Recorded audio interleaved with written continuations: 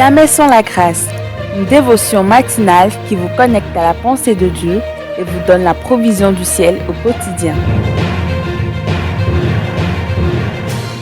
Bonjour chers amis internautes, c'est un plaisir pour moi d'être en votre compagnie ce matin dans cette dévotion matinale.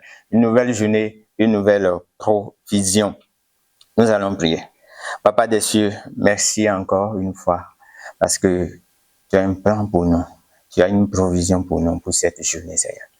Merci de nous parler encore, Seigneur, et de nous orienter dans ta volonté. Au nom de Jésus, Amen.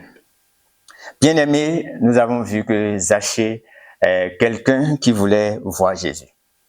Donc, c'est une bonne décision, c'est un bon projet. Il voulait voir Jésus. Mais nous avons constaté qu'il y avait beaucoup de choses à faire.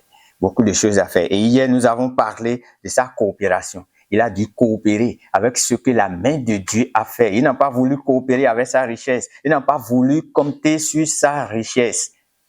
Ou bien sur ce que la main de l'homme a fait. Non, il a coopéré avec ce que Dieu lui-même a fait. Et c'est un arbre. Il va monter sur cet arbre-là pour pouvoir chercher à voir Jésus. Bien-aimés, aujourd'hui, nous allons lire le verset 4 de Luc 19. Le 4, nous allons relire. Il dit, « Il courut en avant et monta sur un sycomore pour le voir, parce qu'il devait passer par là. » Donc, qu'est-ce que Zachée va faire? Il va monter sur cet arbre-là, parce que Jésus devait passer par là.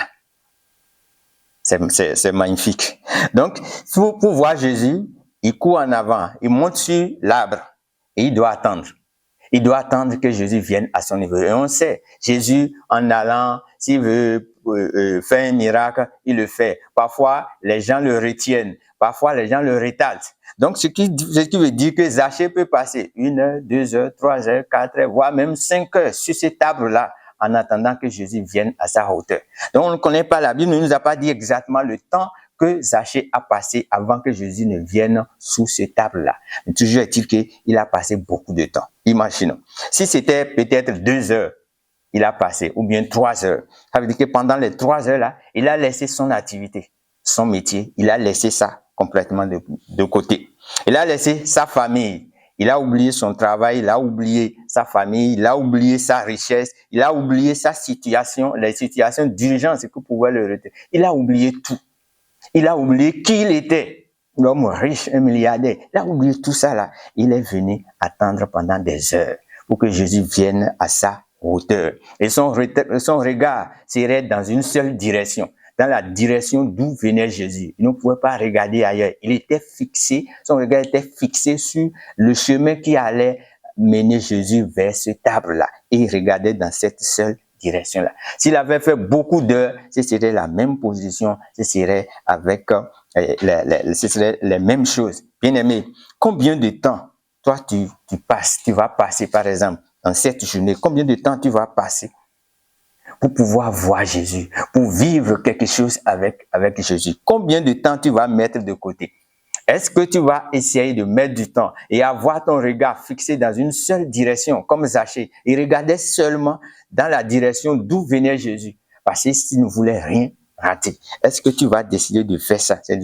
Combien de choses seras-tu prêt à laisser pour pouvoir passer du temps dans la communion avec le Seigneur aujourd'hui? Combien de choses serais-tu prêt à laisser pour pouvoir vivre quelque chose, pour pouvoir voir Jésus? Combien de choses?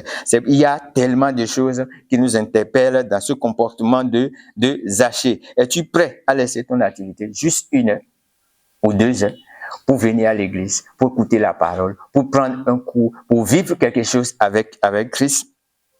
Zachée, lui, il a compris que ces richesses-là ne doivent pas l'empêcher. Tout ce qu'il a là ne doit pas l'empêcher. Et il a mis tout ça là de côté. Il est venu attendre. Et tu vas comprendre, comme moi, que nous devons attendre.